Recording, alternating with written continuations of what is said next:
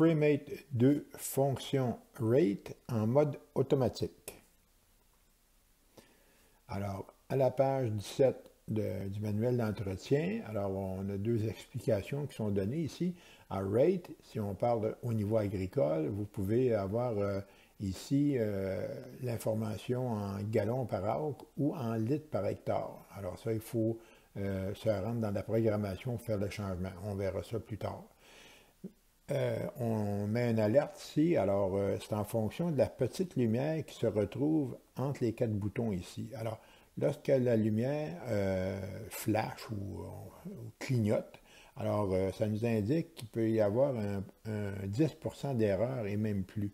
Alors, plusieurs raisons à ça. Alors, on est en train de pulvériser dans le champ et on change la vitesse pour augmenter ou diminuer la vitesse. Alors, le temps que le contrôleur de taux refasse ses calculs pour ajuster son taux d'application, alors, il peut y avoir ici le clignotement de la lumière. Même chose si vous ouvrez ou fermez une section de rampe, là, une ou deux sections. Alors, comme le changement est important, alors, encore une fois, vous avez la même situation. Une autre situation, ça pourrait être, exemple, vous êtes à 10 gallons à l'acre, mais en fait, on veut être, par exemple, à 20 gallons à l'acre. On va appuyer sur le plus 10 fois si on a programmé à 1 gallon le changement. Alors, ça va faire 11, 12, 13, 14, alors on se rend jusqu'à 20. Alors, le temps que vous faites votre changement, encore la même chose se produit, la lumière va clignoter parce que vous avez un changement qui comporte des nouveaux calculs.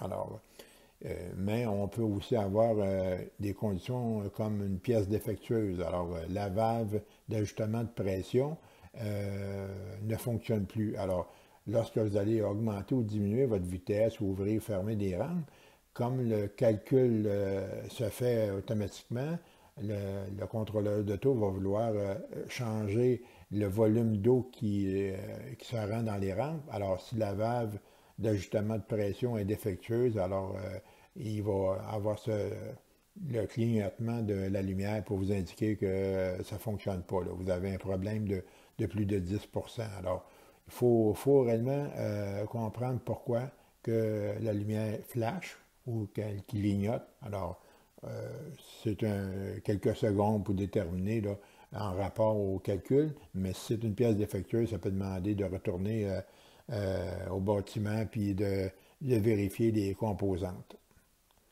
Maintenant, ici, on dit que le rate, la fonction rate, ici, on peut fonctionner en mode automatique ou en mode manuel. C'est une des rares fonctions qui a une possibilité d'avoir deux types d'informations. Alors, on va voir le premier, qui est le mode automatique, et le mode manuel, on le verra sur une autre vidéo. Alors, lorsqu'on est en mode automatique, on est sur le hold, c'est-à-dire que le pulvérisateur est immobile. Alors, on peut, avant de débuter la pulvérisation ou dans le champ, on peut venir vérifier avec le plus et le moins, ici, à quel taux nous sommes là. Alors, on place l'interrupteur rotatif, on le fait pointer vers rate, manuel, excusez, sur hold, est toujours en mode automatique. Alors, en appuyant sur un des deux boutons, le taux d'application va apparaître pendant une fraction de seconde.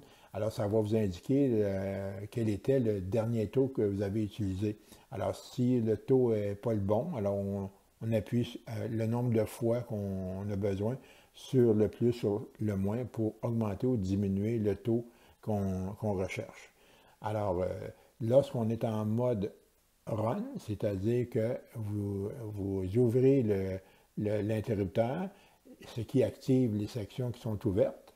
Alors, si vous êtes en cours stationnaire, il n'y a aucune rampe qui va couler. Pourquoi? Parce qu'en mode automatique, vous avez besoin de vous déplacer pour avoir une vitesse d'avancement. Sans ça, le contrôleur de taux, il lui manque une information pour ajuster la valve de pression.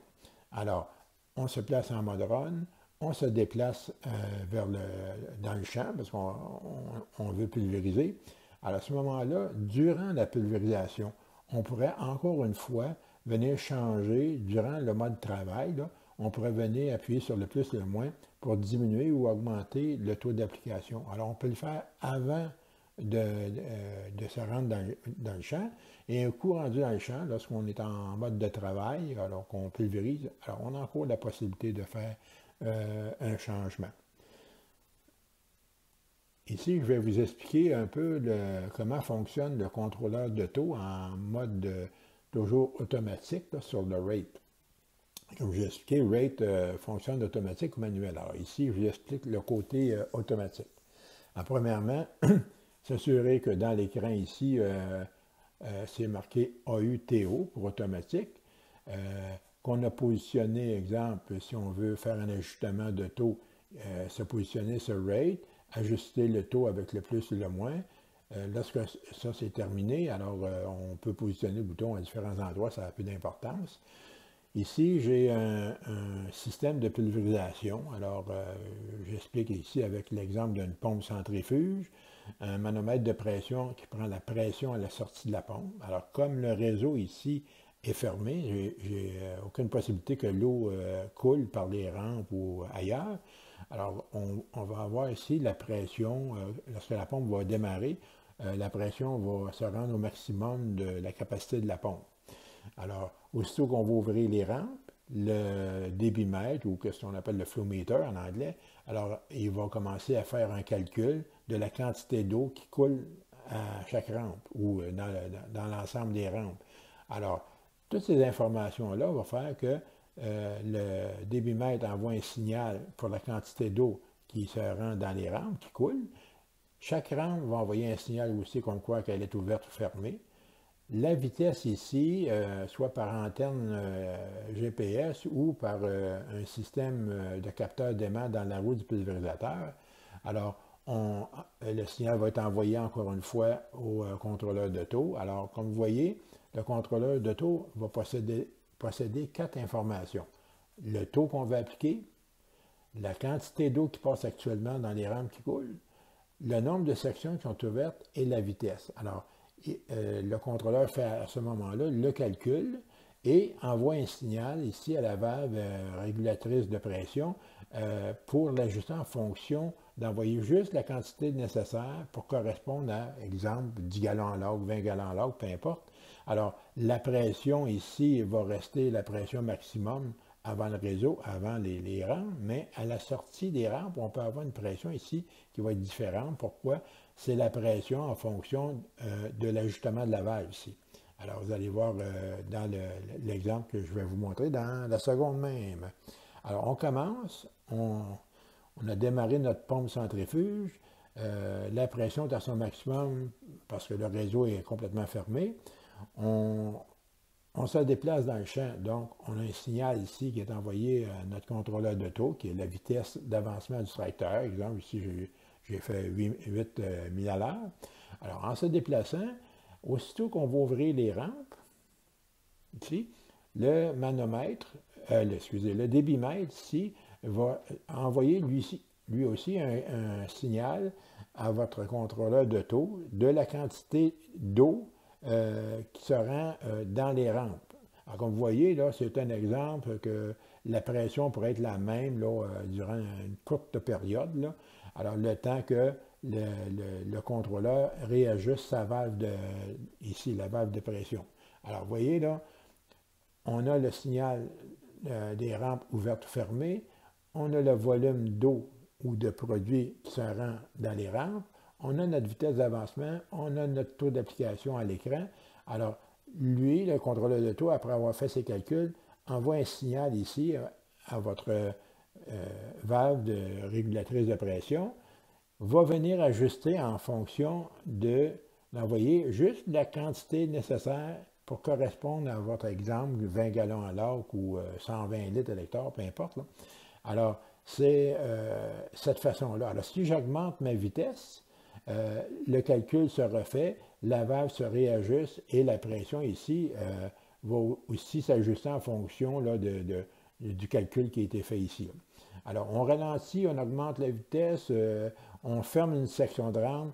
Tous ces calculs-là se font en fractions de seconde et viennent ajuster automatiquement la valve qui va déterminer la bonne quantité en fonction de votre taux d'application. Alors, ça résume un petit peu là, le fonctionnement d'un contrôleur de taux en mode automatique.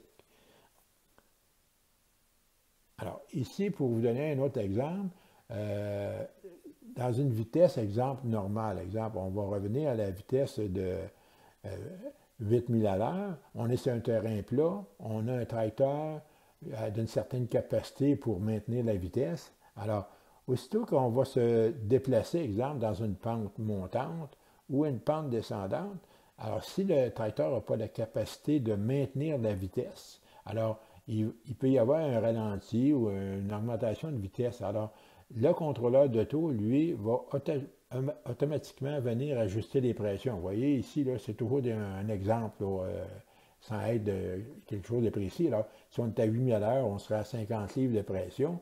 Et si, en montant la pente, on n'est pas capable de maintenir notre 8000 à l'heure, on serait à 7,5, bien, la pression, automatiquement, le contrôleur de taux va venir réduire la pression pour ajuster votre taux d'application. Même chose dans la pente descendante.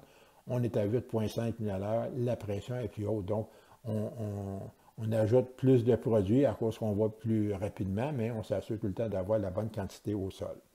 Alors, ça résume le vidéo pour le mode rate ou la fonction rate en mode automatique.